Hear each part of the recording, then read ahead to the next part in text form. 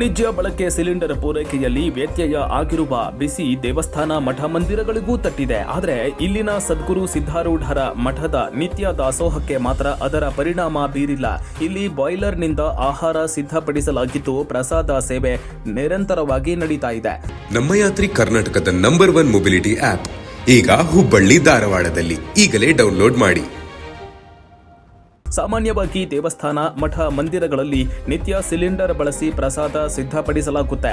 ಕೊಲ್ಲಿ ರಾಷ್ಟ್ರಗಳಲ್ಲಿ ಯುದ್ಧ ನಡೆಯುತ್ತಿರುವ ಪರಿಣಾಮ ಅನಿಲ ಪೂರೈಕೆಯಲ್ಲಿ ಸಾಕಷ್ಟು ವ್ಯತ್ಯಯ ಉಂಟಾಗಿದೆ. ಇದರಿಂದ ರಾಜ್ಯದ ವಿವಿಧ ದೇವಸ್ಥಾನಗಳಲ್ಲಿ ಪ್ರಸಾದ ಸೇವೆ ಸ್ಥಗಿತಗೊಳಿಸಲಾಗಿದೆ. ಆದರೆ ಸಿದ್ಧಾರೂಢರ ಮಠದಲ್ಲಿ ಮಾತ್ರ ಆರಂಭದಿಂದಲೂ ಬಾಯ್ಲರ್ ಬಳಸಿಕೊಂಡೇ ಪ್ರಸಾದ ಸಿದ್ಧಪಡಿಸಲಾಗ್ತಾ ಇದೆ.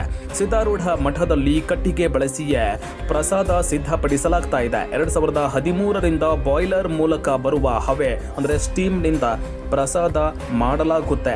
ಶ್ರೀಮಠದ ಹಿಂಭಾಗದಲ್ಲಿ 4 ಬೃಹತ್ ಆಕಾರದ ಬಾಯ್ಲರ್ ಅಳವಡಿಸಲಾಗಿದೆ. ಇವುಗಳಿಗೆ ಉರುವಲಾಗಿ ಕಟ್ಟಿಗೆ ಬಳಸಲಾಗ್ತಾ ಇದೆ.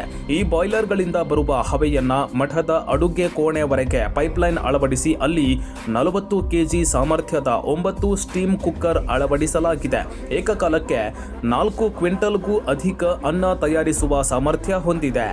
ಈ ಸ್ಟೀಮ್ ಮೂಲಕವೇ 90% ಅಡುಗೆ ತಯಾರಿಸಲಾಗುತ್ತೆ.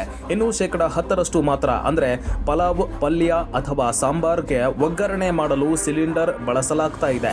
ಇದಕ್ಕೆ ನಿತ್ಯವೂ 1 ಸಿಲಿಂಡರ್ ಬೇಕಾಗುತ್ತೆ. ಹಾಗೊಂದು ವೇಳೆ ಸಿಲಿಂಡರ್ ಕೊರತೆ ಆದಲ್ಲಿ ಕಟ್ಟಿಗೆ ಬಳಸಿ ಅಡುಗೆ ಮಾಡಲು ಸಿದ್ಧತೆ ಮಾಡಿಕೊಳ್ಳಲಾಗಿದೆ. ಸುಮಾರು 4-5 ತಿಂಗಳು ಬಾಯ್ಲರ್ ಬಳಸಲು ಆಗುವಷ್ಟು ಕಟ್ಟಿಗೆ ಸಂಗ್ರಹ ಮಾಡಿಟ್ಟುಕೊಂಡಿದೆ. ಹಾಗಾಗಿ ಶ್ರೀಮಠದಲ್ಲಿ ನಡೆಯುವ ಅನ್ನದಾಸೋಹಕ್ಕೆ ಯಾವುದೇ ರೀತಿಯ ತೊಂದರೆ ಆಗೋದಿಲ್ಲ. ಶ್ರೀಮಠದಲ್ಲಿ ನಿತ್ಯವೂ 3 ಹೊತ್ತು ಅನ್ನದಾಸೋಹ ನಡೆಯುತ್ತದೆ. ಬೆಳಗಿನ ವೇಳೆ ಉಪಹಾರ, ಮಧ್ಯಾಹ್ನ ಹಾಗೂ ರಾತ್ರಿ ಪಾಯಸದೊಂದಿಗೆ ಪಲ್ಯ, ಅನ್ನ, ಸಾಂಬಾರ್ ನೀಡಲಾಗ್ತಾ ಇದೆ. ನಿತ್ಯ 6 ಕ್ವಿಂಟಲ್ ಅಕ್ಕಿ, 2 ಕ್ವಿಂಟಲ್ ಪಾಯಸ, 1200 ಲೀಟರ್ ಸಾಂಬಾರ್, 1 ಕ್ವಿಂಟಲ್ ಪಲ್ಯ ಮಾಡಲಾಗ್ತಾ ಇದೆ. ಸಾಮಾನ್ಯ ದಿನಗಳಲ್ಲಿ ನಿತ್ಯವೂ 5ರಿಂದ 6 ಸಾವಿರಕ್ಕೂ ಅಧಿಕ ಭಕ್ತರು ಪ್ರಸಾದ ಸ್ವೀಕರಿಸುತ್ತಾರೆ.